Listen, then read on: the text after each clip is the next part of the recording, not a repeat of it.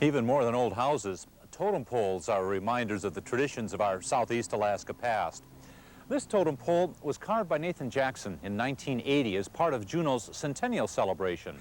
And even though it was carved in modern times, it was carved in the traditional style.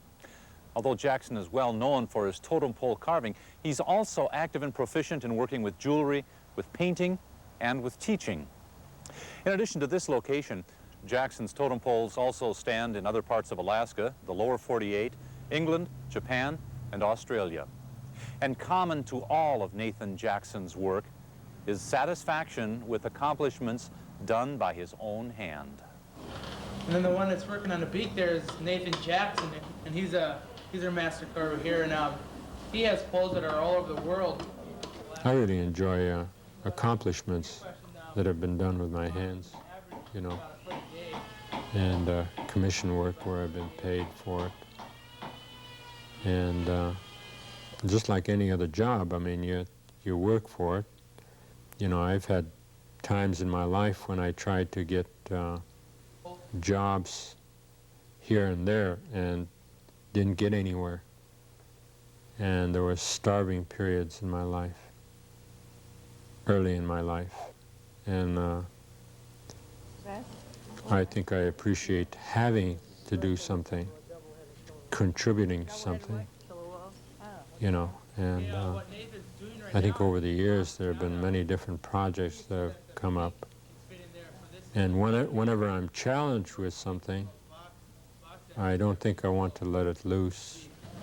This is what the pole's supposed to look like when it gets done here. Okay. Whenever I do something, you have to start with paper. You have to take it to a sketch pad. I usually take and draw something 1 inch to the foot. And so it gives me something to play with, not a real small scale, because it's harder to get a lot of detail in. I think if I was doing it, you know, from scratch, I'd probably go out and select a log.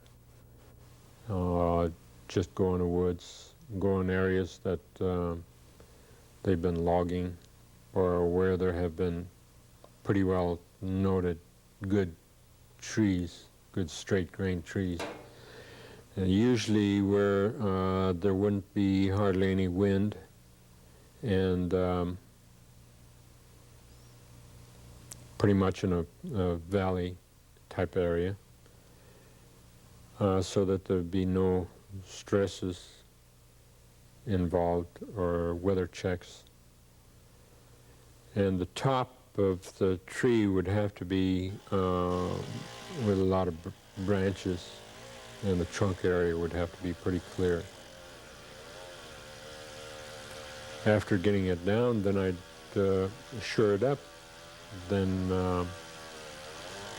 use a chainsaw mill to cut the cedar bark, the bark off, and also line it up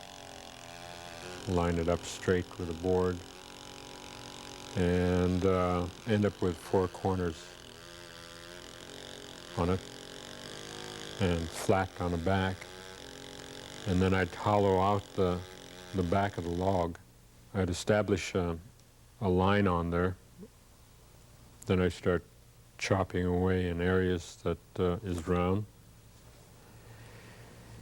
And then lay out the design, and usually end up carving one side first and then carve the other side, so I can see what I want.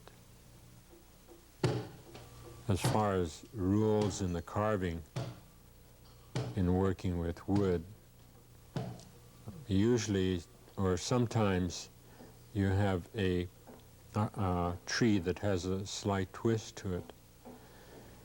So you have to take into account what is happening to your wood. And so usually there's always, in the design aspect of it, planes, so that you don't have something splinter on you.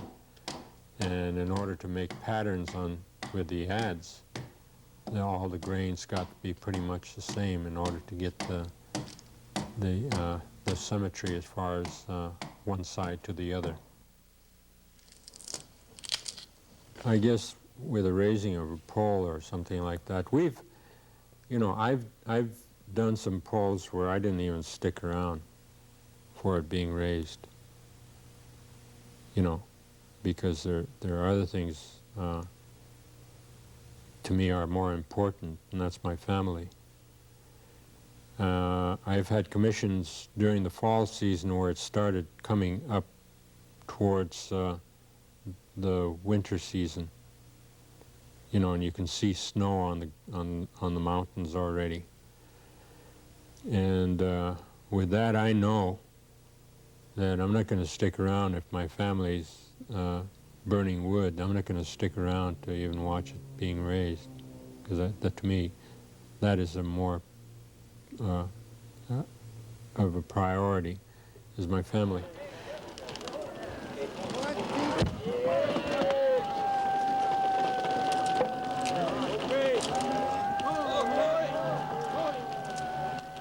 But feeling of accomplishment when they are up, sometimes they look a little different than when they're down on the ground. I think they look better when they're up, and that's what they're made for anyway. And so I do feel kind of good about it. If you're endeavoring to be an artist, the more important thing in the earlier stages of being an artist is drawing, because you're trying to come up with a likeness, trying to copy, and to make that transfer from what you see to what you're putting on the paper.